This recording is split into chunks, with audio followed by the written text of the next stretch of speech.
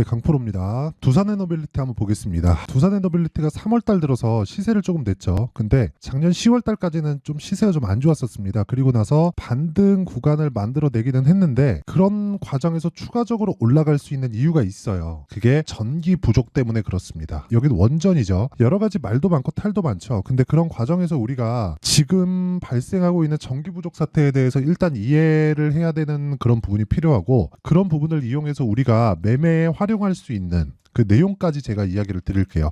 활용은 당연히 가격이겠죠. 그래서 가격을 어느 정도에 잡아야 되는지, 지금 잡아도 되는지 그 내용에 대해서 이야기를 드리겠습니다. 지금 잡아도 되나요? 결과부터 말씀드릴게요. 지금 잡으면 안 됩니다. 하지만 확인하고 매수하면 됩니다. 그 내용에 대해서 이야기 드리겠습니다. 자, 일단 인증을 먼저 하고 가겠습니다. 자, 이 화면은요, 실제 제 계좌 수익입니다. 1월 2일, 올해죠. 24년도 1월 2일부터 3월 26일까지, 오늘까지입니다. 그 기간 동안의 내 계좌 수익률은 104%입니다. 104%. 그리고 같은 기간 동안의 시장 수익률하고는 사실상 비교하기가 어렵고요. 그리고 이건 계좌 수익이기 때문에 손실난 부분까지 다 포함되어 있습니다. 운 좋게 한두 종목 잡은 걸 이야기 드리는 게 아니에요. 그리고 제가 이 내용을 어떻게 만들어냈는지 상세하게 이야기를 드리도록 하겠습니다. 종목 관련된 이야기를 드릴 거고, 종목 관련돼서 이해가 된다면 이런 계좌를 만들 수 있습니다. 이거 자랑하려고 하는 게 아니라 이걸 알아야 되기 때문에 그런 거예요. 종목 봅니다. 자, 여기 자람 테크놀로지 있죠? 어떻게 들어갔죠? 제가 실제 제 매매 타점입니다. 정확하게 찍혀 있죠? 키움증권의 0606 화면인데 돌파하는 구간에서 공략을 했고 3일 동안 74%. 운이 따라준 거죠.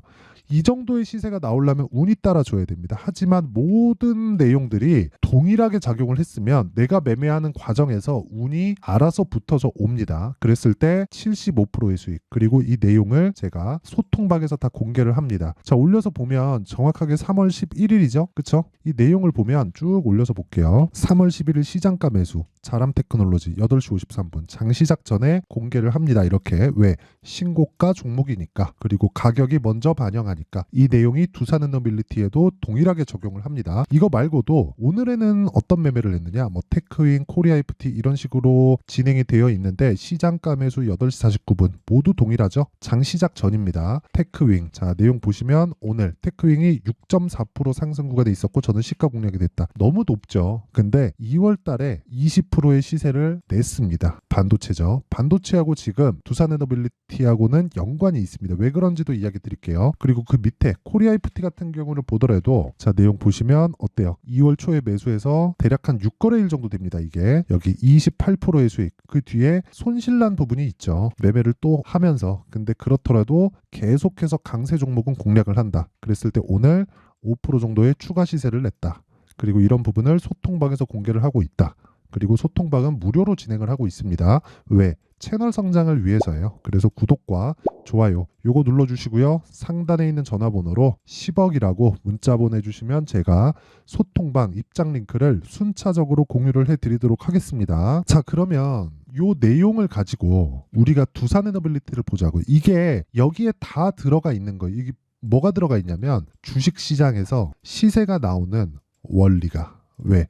싸게 사지 않잖아요. 그리고 비싸게 팔지 않잖아요. 코리아FT 내려오는 거 보고 팔죠. 그랬을 때도 밑에 내려볼게요. 28.8%의 수익을 낸다. 하나, 둘, 셋, 넷, 다, 6거래일. 딱 6거래일 걸렸죠. 그리고 이 내용을 가지고 우리가 두산에너빌리티를 볼게요. 자, 보세요. 두산에너빌리티를 포함해서 모든 주식시장에서 시세가 나오는 원리는 실적보다 또는 호재보다 앞으로 좋아질 내용보다 가격이 먼저 반영합니다. 실적 좋으면 주가 올라간다 그러죠.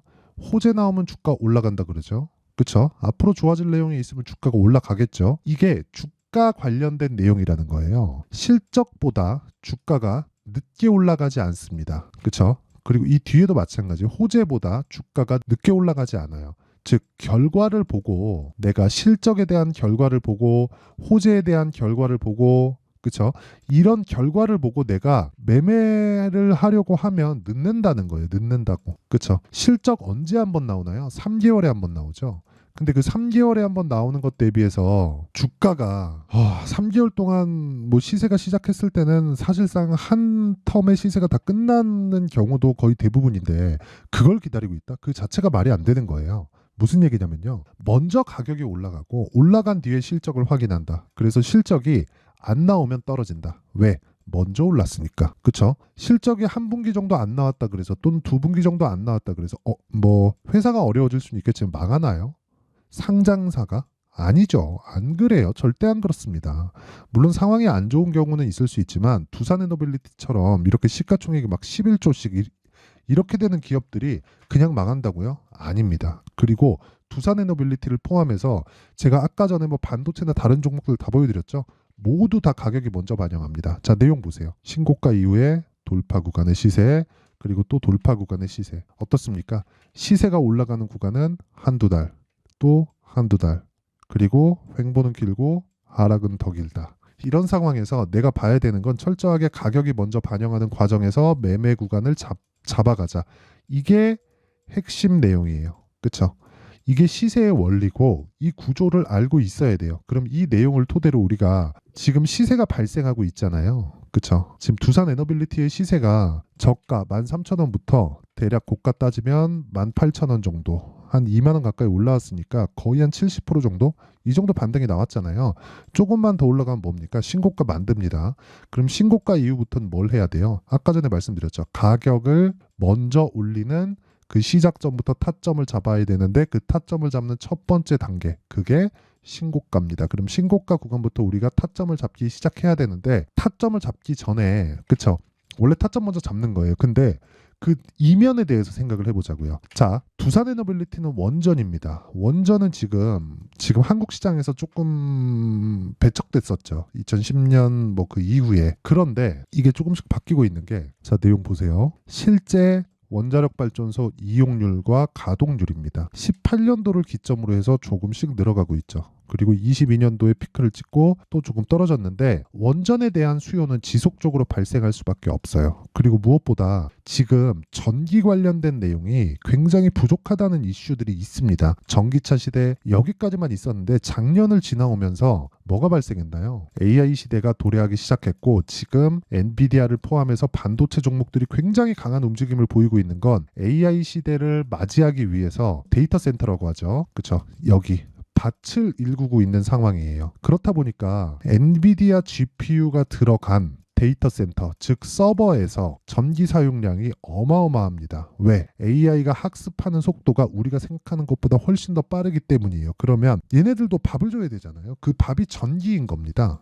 그래서 최근에 HD 일렉트릭, 효성중공업 이런 종목들 어때요? 굉장히 강하죠. 그런데 여긴 변압기 쪽이고 기본적으로 AI 시대가 온다고 해서 전기를 마음껏 쓸 수 있나요? 아니죠. 결국에는 친환경 쪽으로 가게 되어 있어요. 친환경 중에 끝판왕은 어디죠? 원자력입니다. 탄소 배출이 나오지 않은, 물론 후처리가 문제가 될 수 있겠지만 그런 부분을 조금 획기적으로 개선을 해낸 게 SMR 방식이에요. 그쵸? 그리고 두산에너빌리티는 SMR에 높은 기술력을 가지고 있다. 그렇기 때문에 최악의 상황은 이미 지나온 이후에 반등이 나오고 있기 때문에 신고가를 만들 때까지 확인하는 작업이 필요하다. 그게 시세가 진행되는 원리입니다. 그쵸? 원리. 앞으로 두산에너빌리티가 시세가 진행되는 원리.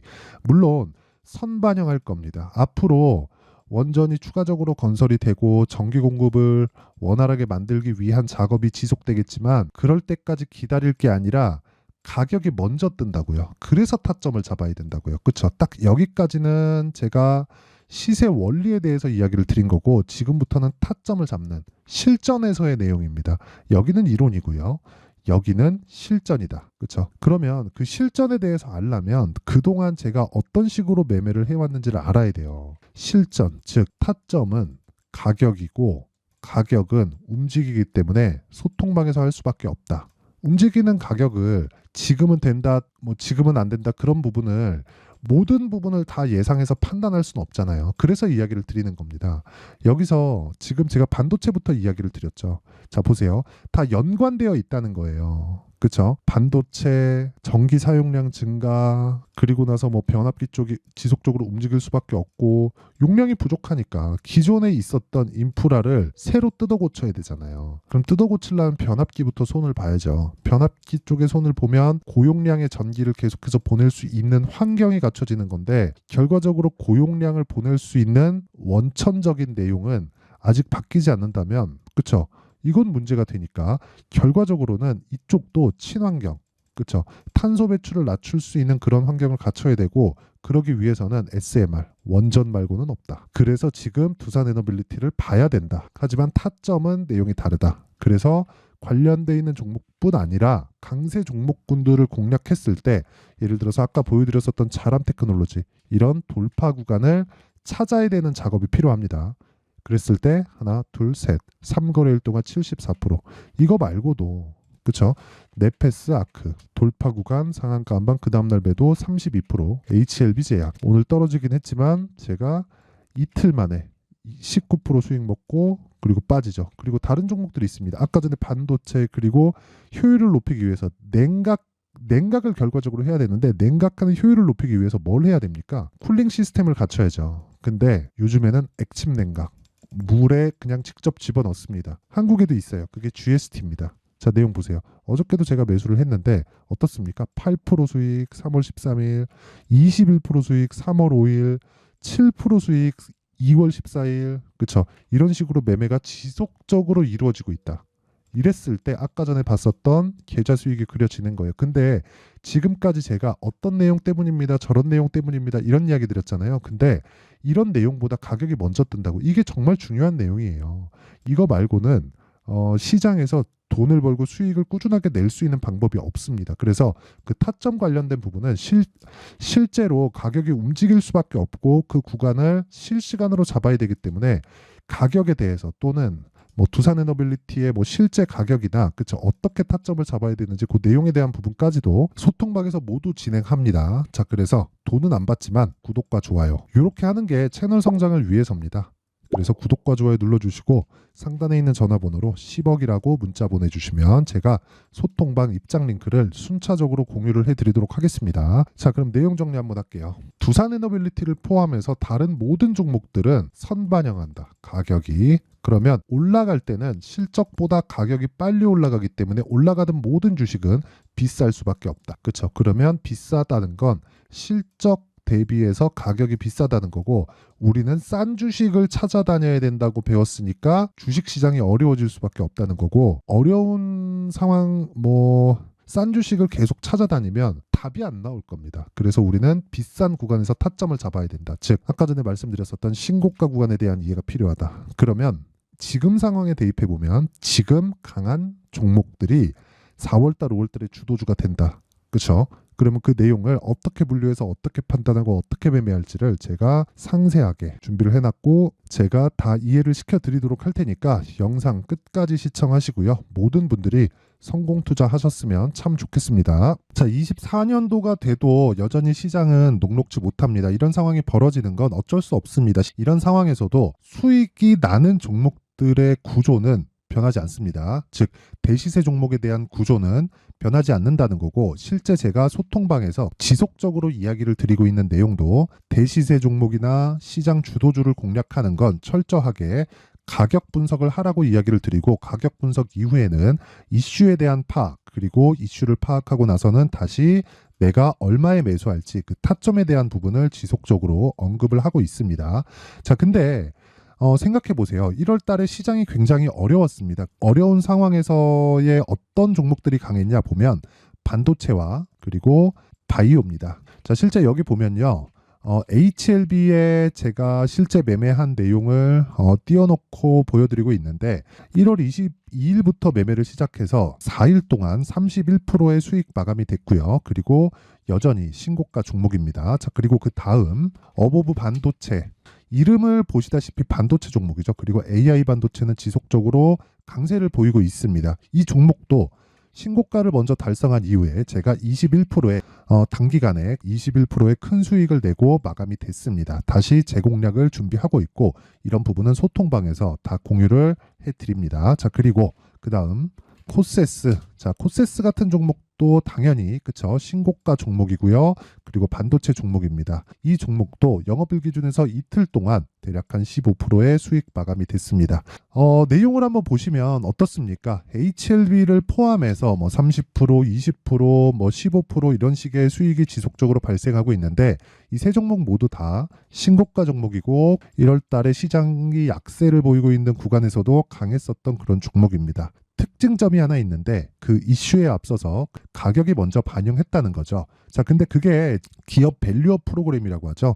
그 종목들도 마찬가지입니다. 오늘은 그 부분에 대해서 이야기를 드릴 텐데 그렇게 제가 가격을 먼저 보고 이슈에 대해서 파악하는 이유는 결과적으로는 큰 시세를 먹기 위한 사전 준비 작업입니다. 실제로 큰 시세를 먹기 위해서 사전 준비 작업을 했을 때 여기 레인보우 로보틱스 127% 그리고 ISC 98% 그리고 한미반도체 97%의 큰 수익을 내는 상황을 만들 수 있습니다. 어떤 식으로 소통방에서 진행됐는지 그쵸? 그 상황을 제가 이야기를 드린 건데 이런 상황도요 당연히 신고가를 공략했을 때 가능한 겁니다. 자, 그러면 이번에도 마찬가지입니다. 그쵸? 정부 주도의 코리아 디스카운트 해소 방안이 2월 달에 발표를 하고요. 그리고 2월 달에 발표된 내용을 토대로 주가가 움직이는 게 아니라 이미 움직인 내용이 있죠. 실제 이 내용은 크게 중요한 게 아니라는 겁니다.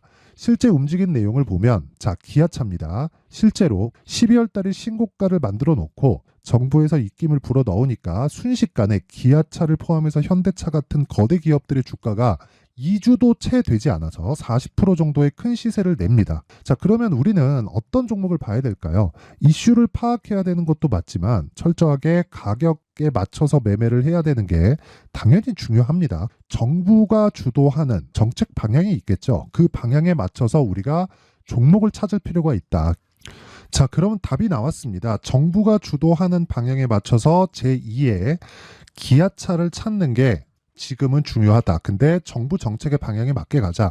그랬을 때 앞서서 제가 보여드렸었던 내용인 여기 레인보우 로보틱스 127% 그리고 ISC 98% 그리고 한미반도체 97%와 같은 수익을 낼 수 있습니다. 물론 시간에 대한 부분은 최소 2주의 시간이 필요하고요. 그리고 최장 3개월 안에 끝내야 됩니다. 자, 기아차의 시세를 보셨던 것과 같이 2월 달에 정부 정책의 방향이 결정되고요. 바로 3월 달이면 시행입니다. 자, 그러면 우리는 거기에 맞춰서 당연히 종목을 찾아야 되고 제가 제2의 기아차를 찾아놨습니다. 제가 아까 전에 소통방에서 이야기를 드렸었던 내용 다 공개를 해드렸는데 그 내용처럼 종목만 받고 싶다 하시는 분들은요. 상단에 있는 제 전화번호로 대시세 대시세라고 문자를 보내주시면 정부 정책의 방향에 맞는 종목을 모든 분들에게 무료로 공개를 해드리도록 하겠습니다. 자, 제가 원하는 건 채널 성장이 목적입니다. 자, 그래서 구독과 좋아요 꼭 좀 부탁드리고요. 모든 분들이 정부 정책에 맞는 방향으로 매매를 이어가서 큰 수익 보셨으면 좋겠습니다.